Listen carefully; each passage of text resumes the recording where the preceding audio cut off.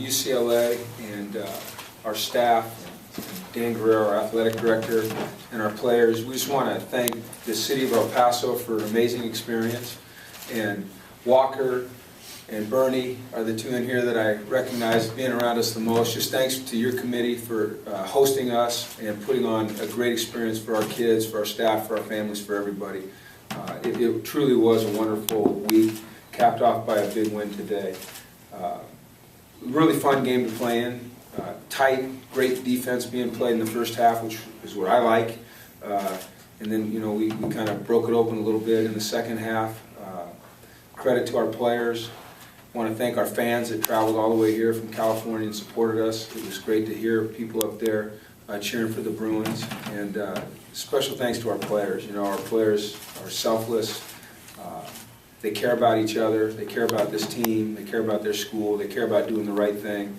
And for them to, especially our seniors, to go out with 10 wins, while that might not seem like a big deal for a lot of people, it was a big deal for us. It hasn't been done a whole lot at UCLA. It was a goal of ours along the way to, you know, some other goals. And so to be able to get that done today was big for us. But it's just a great experience for us, you know, and an exciting day. Talk about Huntley's performance overall, Coach. Well, I see here that he ran the ball for 172 yards on 10 carries, so I guess he can run a little bit. I think he played good. You know, I think he played well. He showed poise. I think he continues to get better and better every time he takes snaps. Coach, Virginia Tech, a defense known for being pretty stingy. How are you guys able to attack their offense so well? Let me ask you a question. Yes, Where did sir. you get those things? Those are great. The question, I got distracted. What was the question again? Virginia Tech known for being a stingy defense. What was it about your offense that was able to attack it so well today? Well, they are a great defense, and in the first half they played excellent. You know, I think they came after us a lot, and sometimes when you do that, it's either feast or famine. You know, you either make a big play in the backfield, stuff the run, get to the quarterback, or maybe you give up a big play. And I think, you know, Brett's 86-yard run in the second half, you know, certainly a big play in the game. And then in the second half, I think we just blocked things up better. I think we hit open receivers better. I think we got open better. I think we ran the ball a little bit better.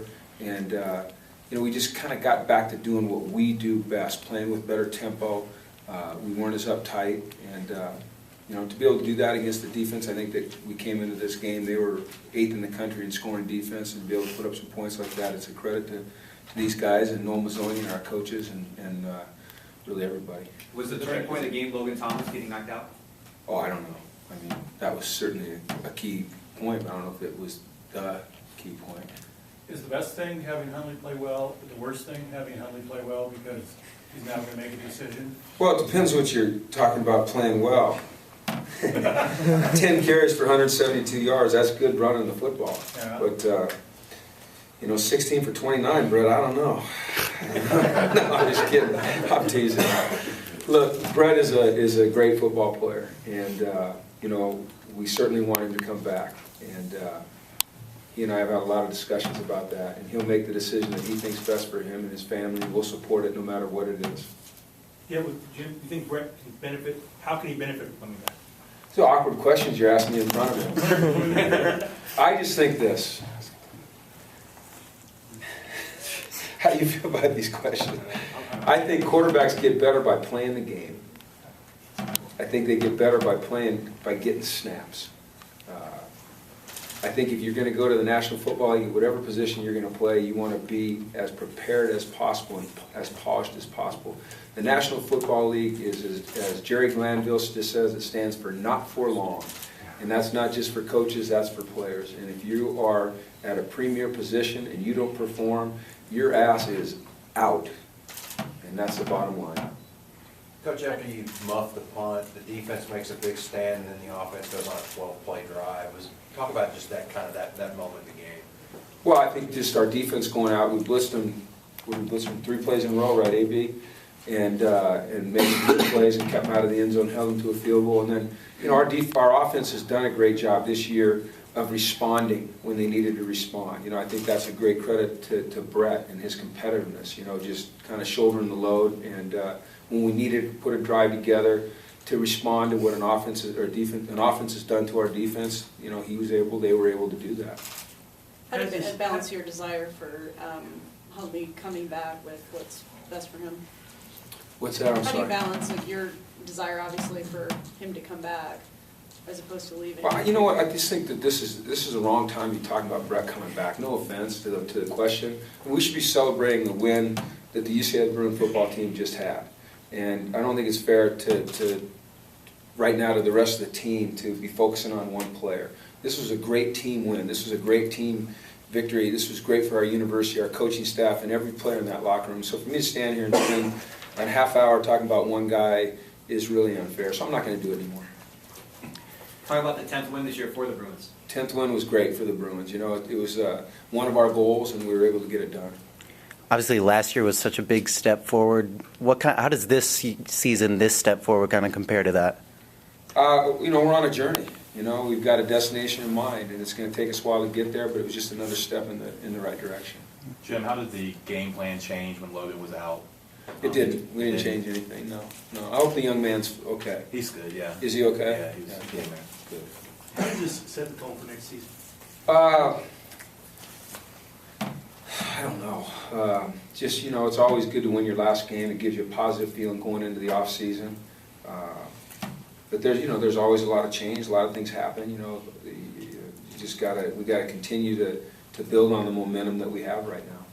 How do Coach, you a lot do of that? talk in Because the last broadcast year, was about your uniforms today. Oh, I'm sorry. The what? Go ahead, Joe. the loudmouth Dolphins went out there.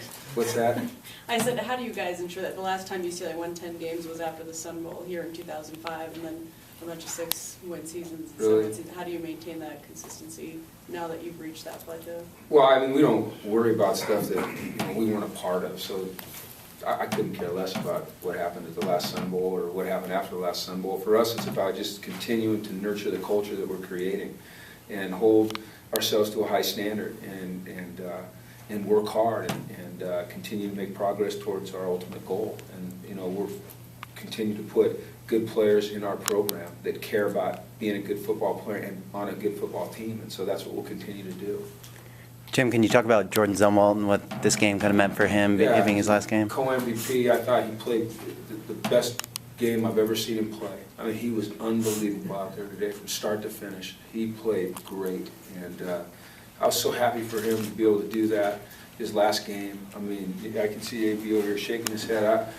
You know, look, we've had a lot of good games out of a lot of linebackers this year, but I can't remember one guy playing as well as Jordan played today. Quite frankly, I can't remember anyone on our team playing as well as Jordan played today. Did it take a bit of time for the defense to adjust to playing without Eric again?